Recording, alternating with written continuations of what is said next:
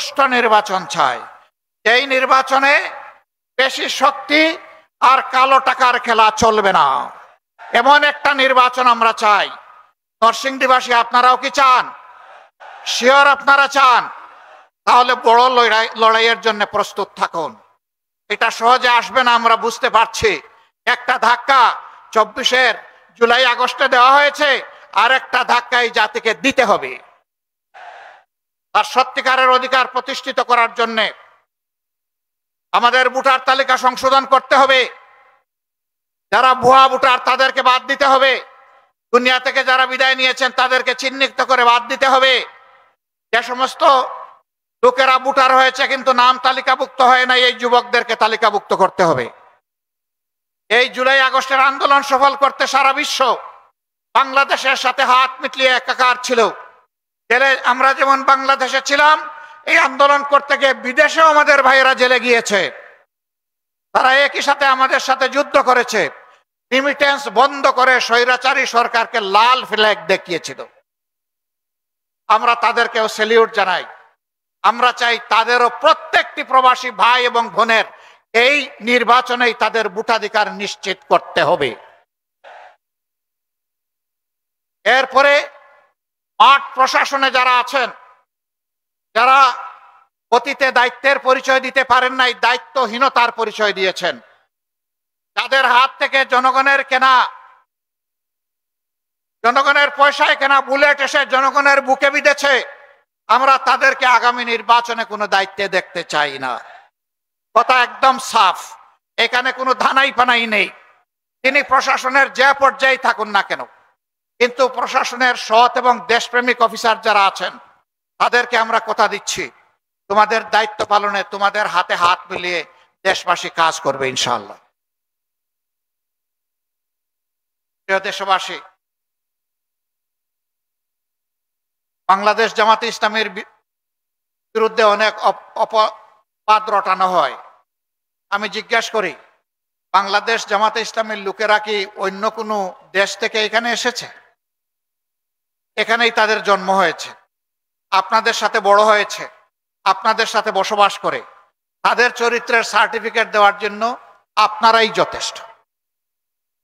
তবে আমি এটা দাবি করছি না যে আমরা নিষ্পাপ, ভুল করি না। আমরা মানুষ, আমাদের পাপ হইতে পারে, ভুল হইতে পারে।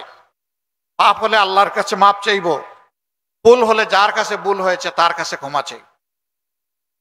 কোন বন্ধু যদি আমাদেরকে আমাদের ভুল ধরিয়ে দেন, আমরা তার কাছে কৃতজ্ঞ থাকব। তিনি যদি ইতিবাচকভাবে ধরিয়ে দেন, আমরা বেশি কৃতজ্ঞ হব। তিনি যদি তার ভাষায় নেতিবাচকভাবেও ধরিয়ে দেন, আমাদের আপত্তি নাই, আমরা সহযোগিতা চাই। আমরা একটা বৈষম্যহীন, দুর্নীতিমুক্ত, দুঃশাসনমুক্ত মানবিক বাংলাদেশ গড়তে চাই। এই বাংলাদেশে প্রত্যেকটা মানুষকে সম্মান করবে, নারী পুরুষ নির্বিশেষে, ঘরে বাইরে কর্মস্থলে সকল জায়গায় নিরাপত্তা এবং মর্যাদার সাথে তার দায়িত্ব পালন করবে। গর্বিত একজন নাগরিক হিসেবে পরিচয় দিবে। ধর্ম বর্ণ নির্বিশেষে সমস্ত মানুষ তার ধর্ম কর্ম পালন করবে, কিন্তু তার ধর্মে অন্য কেউ হস্তক্ষেপ করার সাহস করবে না। আমরা এমন একটা মানবিক বাংলাদেশ চাই। এই বাংলাদেশটা গড়তে গিয়ে আপনারা সবাই প্রস্তুত? আমাদেরকে সাহায্য করতে প্রস্তুত? কারো হাত উঠলো, কারো উঠলো না, বুঝতে পারলাম না। মাশাআল্লাহ, এখন 2 হাত একসাথে। আপনাদেরকে আন্তরিক অভিনন্দন, মোবারকবাদ। আমরা সেই বাংলাদেশ গড়তে চাই যতক্ষণ পর্যন্ত আপনারা বাংলাদেশ জামাতে ইসলামীকে ন্যায়ের উপর, দেশপ্রেমের উপর আপোষহীন পাবেন, কল্যাণকর কাজে দেখবেন, জনকল্যাণকর কাজে তাদেরকে আপনাদের পাশে পাবেন, এবং আগামীর বাংলাদেশ গঠনে তাদের উপর আস্থা রাখার মতো আপনারা সামনে পাবেন। ততক্ষণ পর্যন্ত আপনাদের ভালোবাসা আমরা চাই, আপনাদের দোয়া চাই, সমর্থন চাই, আপনাদেরকে পাশে চাই, আপনাদের বুকে আমাদের জন্য একটু জায়গা চাই। আপনারা বুকে এই জায়গাটা করে দিতে পারবেন? যদি সেই জায়গাটা করে দিতে পারেন, আমরা আপনাদেরকে ওয়াদা দিচ্ছি, আমাদের সকল আল্লাহর দেওয়া সকল শক্তির বিনিময়ে আমরা আপনাদের কল্পের, স্বপ্নের, সেই মানবিক বাংলাদেশ আপনাদেরকে উপহার দেব ইনশাআল্লাহ।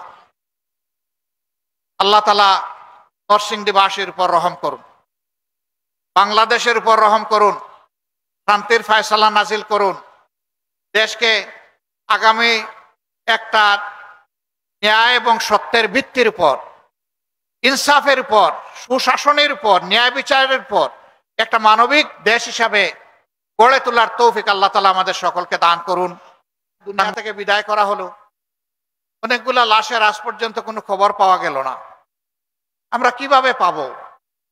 এই লাশগুলার খবর নিতে গিয়ে এখন দেখতে পাচ্ছি বাংলাদেশের বিভিন্ন জায়গায়, বিশেষ করে ঢাকার আশুলিয়ায় ট্রাক সারিবদ্ধ, লাশ ছুঁড়ে মারা হয়েছে ট্রাকের উপর, ছিটিয়ে দেওয়া হয়েছে এই লাশগুলার উপর পেট্রোল, ধরিয়ে দেওয়া হয়েছে আগুন, বানিয়ে ফেলা হচ্ছে ছাই। এদের পরিচয় কোথায় পাবো বলেন? 3 এবং 4 তারিখ আগস্ট মাসের এই 2 দিন ইন্টারনেট বন্ধ করে ঢাকা এবং বাংলাদেশের বিভিন্ন জায়গায় যাদেরকে খুন করা হয়েছে এই লাশগুলা তুলে নিয়ে গুম করে ফেলা হয়েছে। এদের হদিস কে পাবে? আজকে তাই যেখানেই যাই সন্তান হারানো মা বাপের কান্না শুনতে পাই, আমি হারা আমার বোনটির কান্না শুনতে পাই, বাপ হারা সন্তানের কান্না শুনতে পাই। তাদের একই কথা, আমাদের আপনজনটা কি বেঁচে আছে? যদি বেঁচে থাকে সে কোথায়? আর যদি বেঁচে নাই থাকে তার কবরটা কোথায়? অন্তত কবরটা আমাদেরকে দেখায় দেন। আমরা তাদের কবরটা দেখে কিছু প্রশান্তি নেই। এই জাতি তো কবরের সন্ধান দিতে পারছে না, যেহেতু ছাই বানিয়ে ফেলা হয়েছে, যেহেতু গুম করে ফেলা হয়েছে অসংখ্য লাশ। এই বেদনা অন্তরে নিয়ে দেশবাসী আগামীর দিকে তাকিয়ে আছে। এত রক্ত, এত জীবন, এত পঙ্গুত্ব, এত ভারী বোঝা, এত দায়িত্ব এই জাতির কাঁধে। এই জাতি আশা করে এই রক্ত বাংলাদেশের বুক থেকে সমস্ত অন্যায়, অপরাধ, বৈষম্য, দুর্নীতি সবকিছুকে পাক সাফ করে দেবে। 5 তারিখের পরে ঢাকার পার্শ্ববর্তী জেলা নরসিংদীতে এখন আর কেউ চাঁদাবাজি করে না।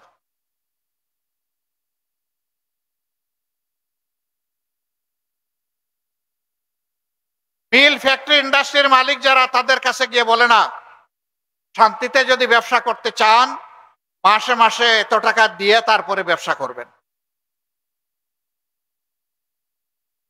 ছোট একজন পানের দোকানদার, হকার, এই বেটা এখানে যদি বসতে চাও, পান বিক্রি করতে চাও, সকালবেলার খাজনা দিয়ে তারপরে বসো।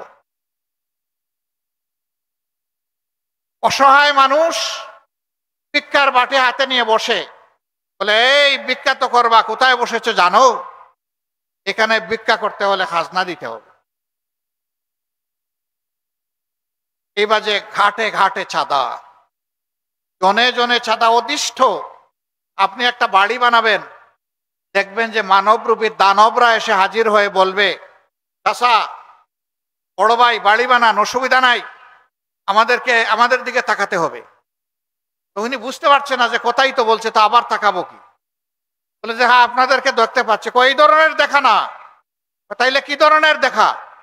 জানেন তো এখানে আমাদের বড় ভাইরা আছে, আমরা তাদের সাথে চলি, আমাদেরও কিছু বিষয় আশা আছে, খরচপাতি আছে, এটা একটু দেখতে হবে।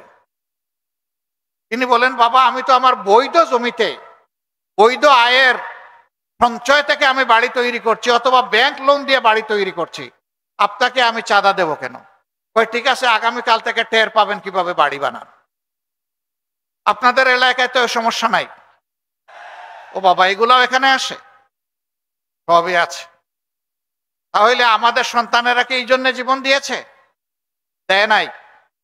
আমরা আল্লাহর নামে শপথ করে বলছি, এ সন্তানেরা, তোমরা যারা জীবন দিয়ে দুনিয়া থেকে বিদায় নিয়েছো, জাতিকে ঋণী করে মুক্তি দিয়েছো, শ্বাস রুদ্ধ করে এই জাতিকে আমরা কথা দিচ্ছি, তোমাদের স্বপ্নের বাংলাদেশ গড়ার পথে আমাদের আপোষহীন লড়াই চলবে।